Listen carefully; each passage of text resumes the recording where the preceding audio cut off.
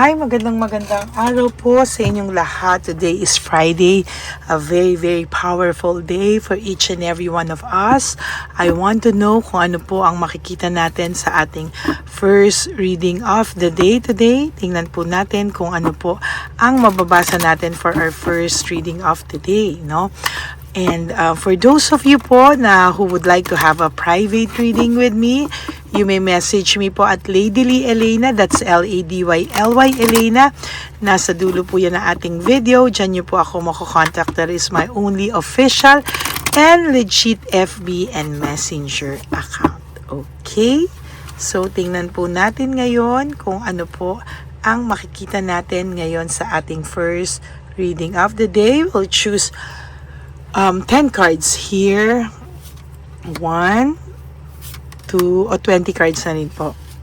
3, 4, 5, 6, 7, 8, 9, 10. 1, 2, 3, 4, 5,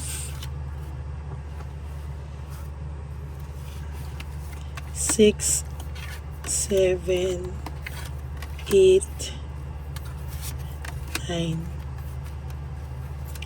10.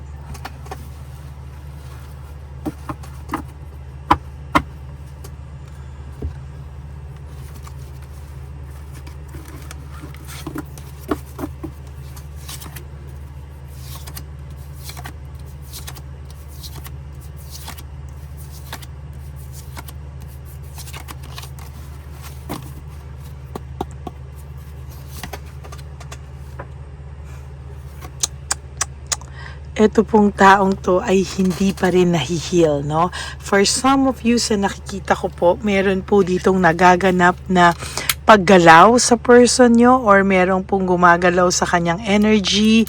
Maybe meron po ditong nanggagayuma or sa totoo lang, hindi lahat naniniwala na sa ganyan sa mga oras na ito, no? But sa totoo lang po, akala po ng lahat ay wala nang ganito, but lahat ay about humanity na lang, but we have a third world, no, na kung saan ay hindi po lahat talaga ay maniniwala sa ganito, no, but I have to admit na talaga pong lahat pong ito ay may katotohanan pa rin po sa ngayon, ano, and sa nakikita ko po talaga, no, ayan, no, trickery, no, talagang may gumagalaw at gumagalaw po sa person nyo. Ang masama lang po dito, this is very unfair na this is his or her, this is not his or her energy, no. Masakit po dito is maling-mali po talaga, no, yung nangyayari sa kanya. And somehow, no, yung gumagalaw po sa kanya talaga is somehow desperate, no, desperado, no, and yun po yung masaklap kasi hindi po nila alam na ang pagmamahal ay hindi dapat dinadaya, no, ang pagmamahal ay hindi dapat dinadaya, and so far sa lahat pong ito, yung person nyo po is really confused right now, no?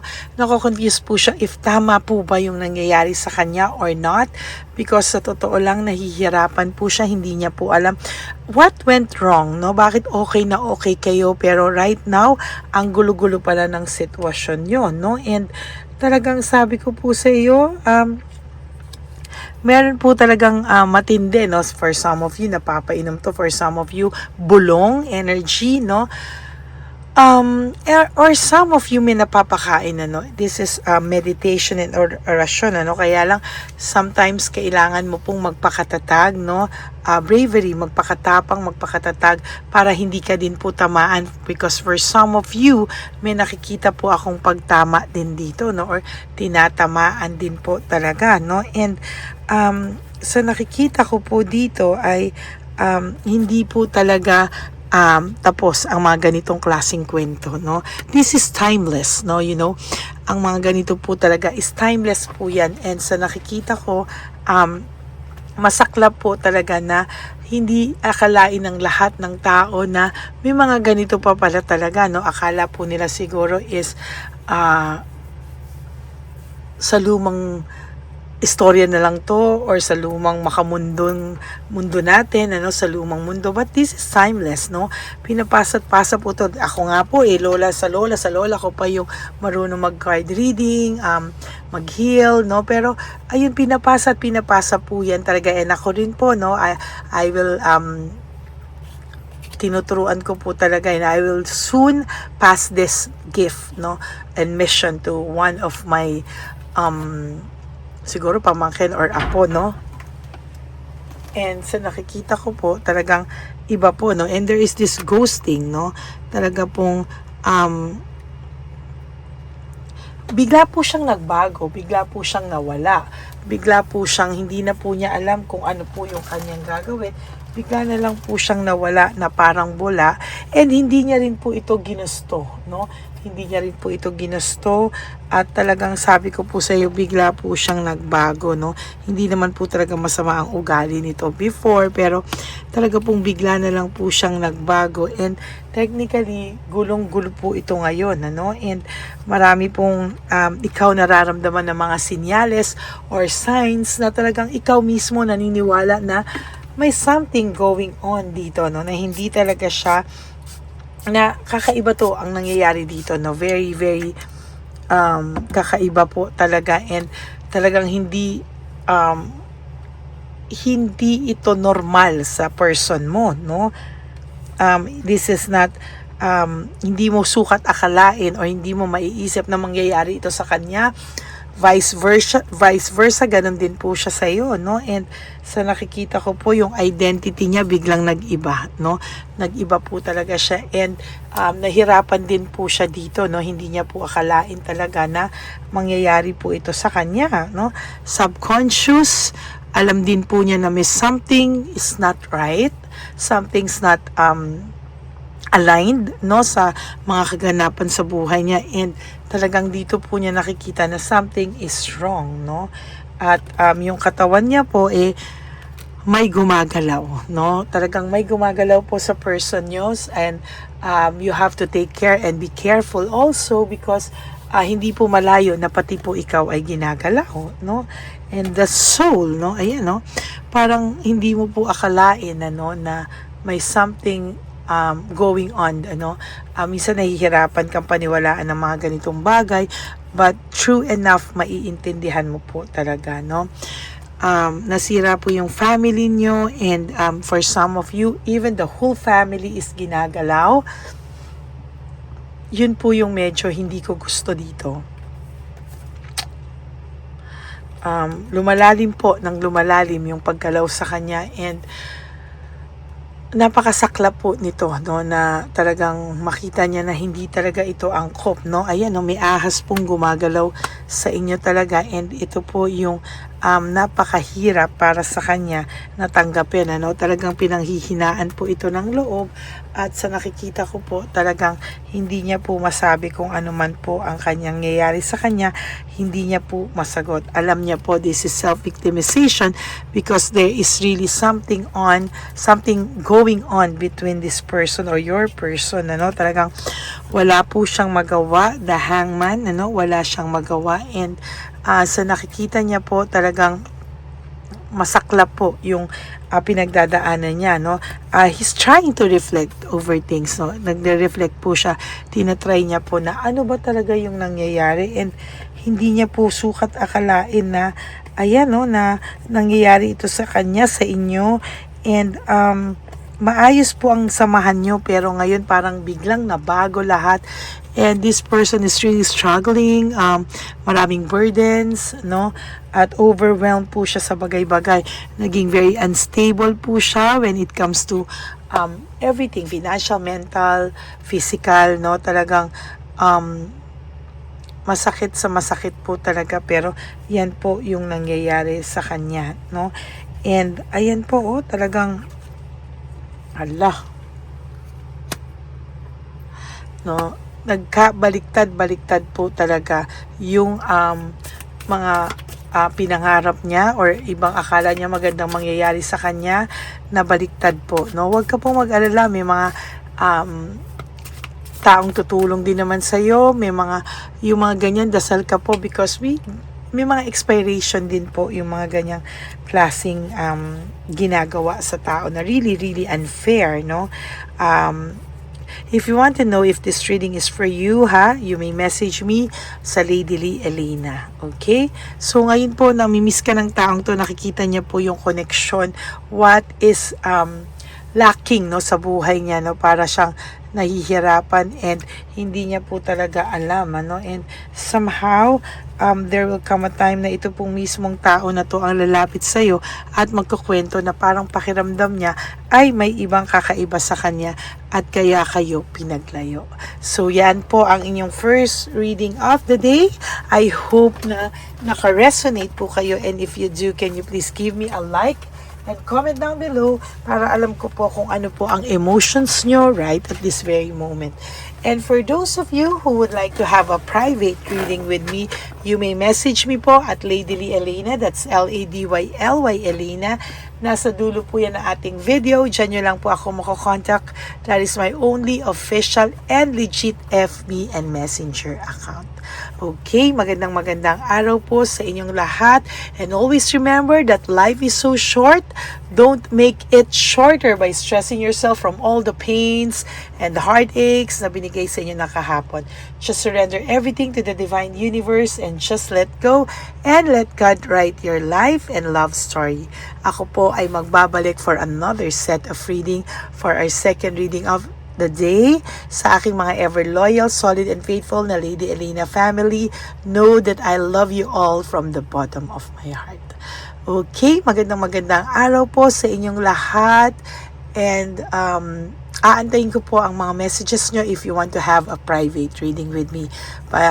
For the meantime, magkita-kita po tayo para sa ating second reading of the day. Today is Friday, a very powerful day for each and every one of us. Today is June 26, if I'm not mistaken. And maraming salamat po sa inyong lahat. God bless you all and I love you all. Bye!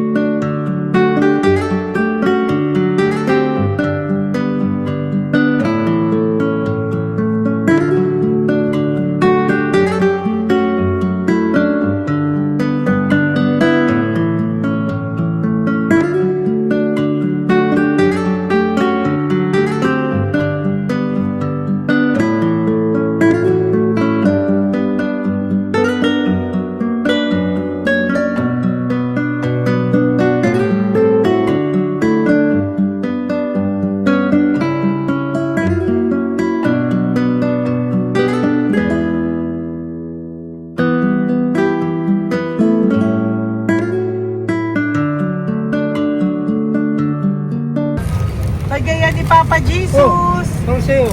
Ito pa nung. Oy, Pera. wala na, that's it? Ito po pera. Ito pa pera, oh.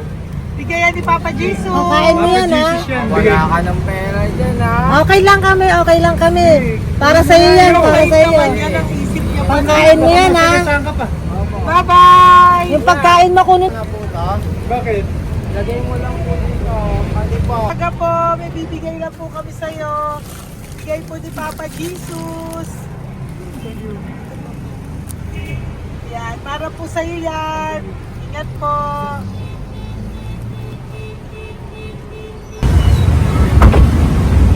Gandang tanghali po. May bigay po si Papa Jesus sa inyo. Salamat po. Ito po. Salamat po. Tigisa po kayo sa Pampaw. Thank you po. God bless po, nanay. Apo. Salamat po. God bless.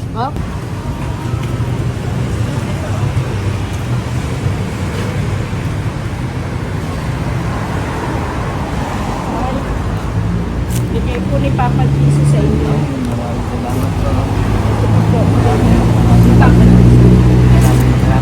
God bless po. Kuya, pangkain mo po yan, ha? Tayo ka ba nandyan? Hindi po. Dito po nanatimbahan po. Ah! Sa music ministry. Doon ka nakapwesto. Opo. Sige po, Sige po, bye-bye bye po. Dapat po, ingat.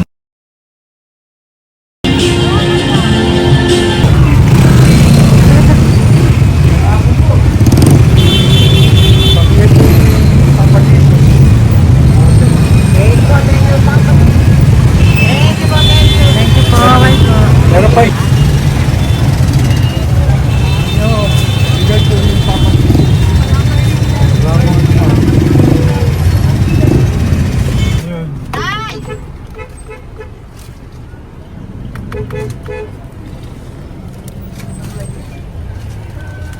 Good. Tay, para sa iyo po, bigay po ni Papa Jesus. Papa Jesus, eh. Tay, bye-bye. God bless po, God bless. Para sa iyo po, bigay po ni Papa Jesus. Ayan po, bigay po yan sa iyo ni Papa Jesus. Thank you po. Amen.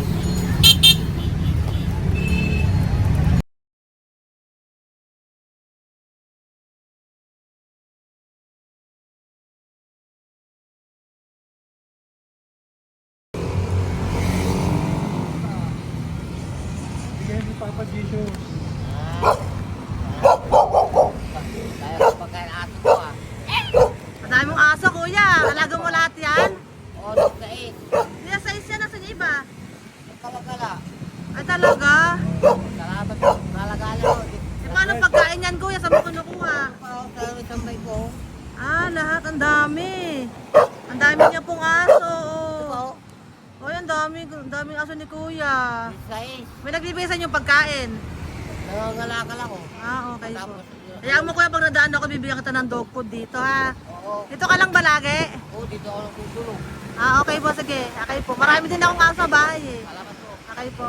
Isa. Kuya, pangkain mo yan, kuya.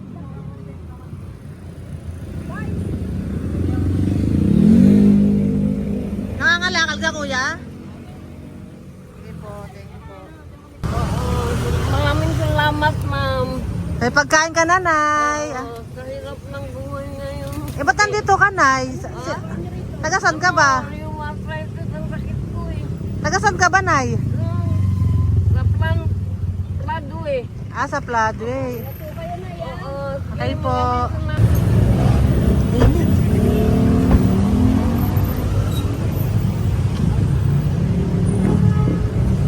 Nay! Bibigay ako sa'yo. Matandaan mo na ako. Ito. Hapon po.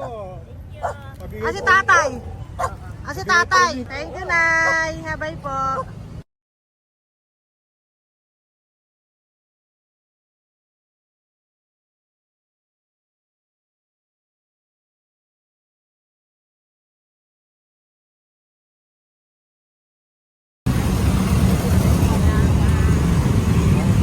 God bless, Tay. Thank you po.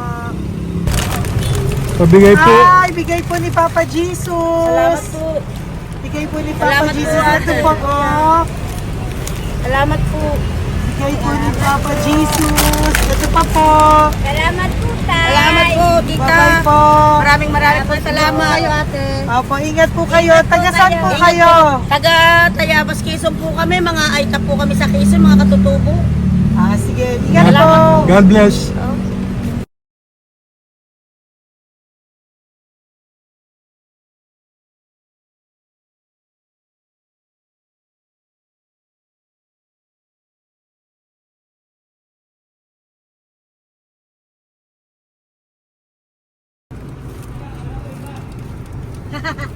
Tay, Tinatawag niya bigay po ni Papa Jesus. Thank you po.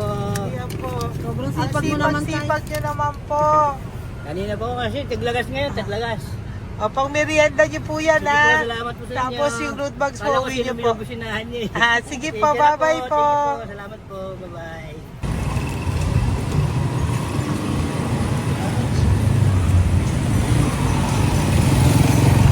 Brother!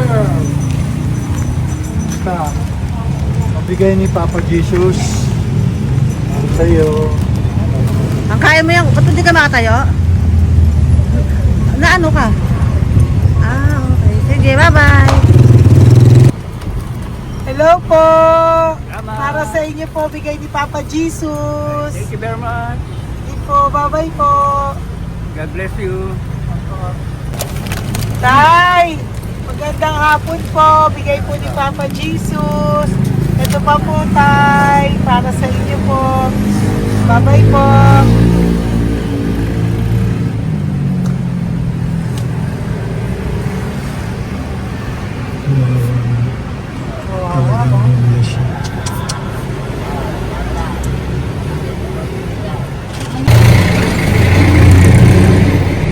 Ate. Teka lang. Baka maano siya. Ito po, oh, bigay po sa'yo ni Papa Jesus.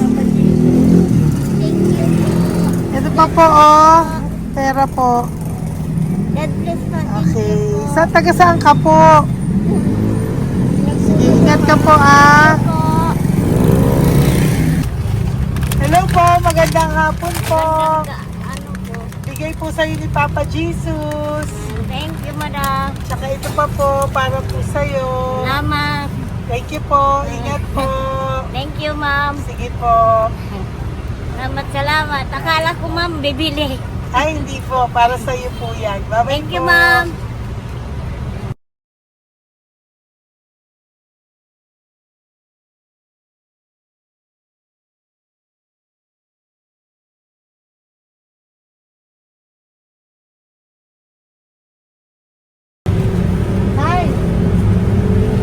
Hirap na hirap. Bibigay po ako ng goso. Hirap na hirap Dito siya. po tayo, dito pa kabila. Hindi mo siya lies pa yan. Kawawa naman. Tay, magandang araw po. Oh, Lord. Bigay po ni Papa Jesus. Ay, ito pang ano, pangdagdag po. Dagdag po. Bigay po ni Papa Jesus. Thank you po. Thank you po. Kawawa naman. Diyos ko, hindi na siya makaano ko. Ano? Tama, may tatawagin ka. Ano kami yun, narinig ko lang. Siyempre, ang bigat niyan.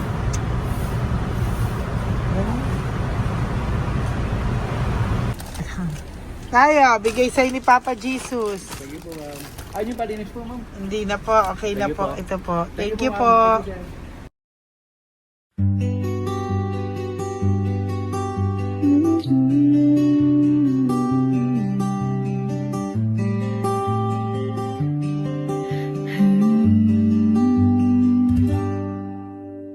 Nasa panahon ako ng kalungkutan, panahon na hindi ko alam ang gagawin. Nalilito, naguguluhan, sarili. Ano nga ba ang gagawin ko? Nang biglang nag-browse ako sa YouTube at biglang lumabas ang channel mo. Ang mensahe na noon ay nilabas mo. Angkop sa nadarama ko.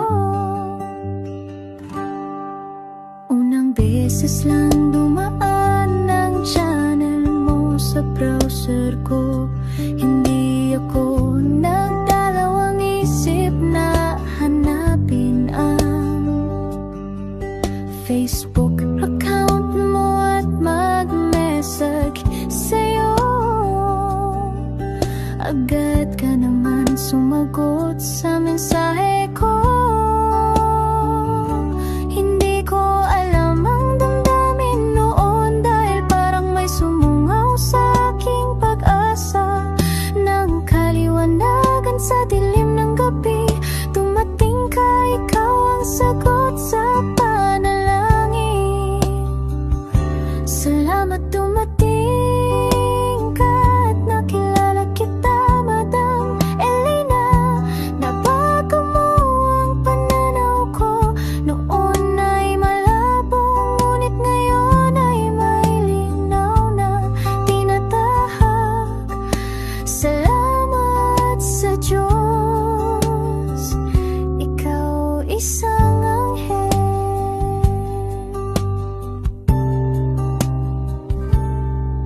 na inihulog sa lupa upang kami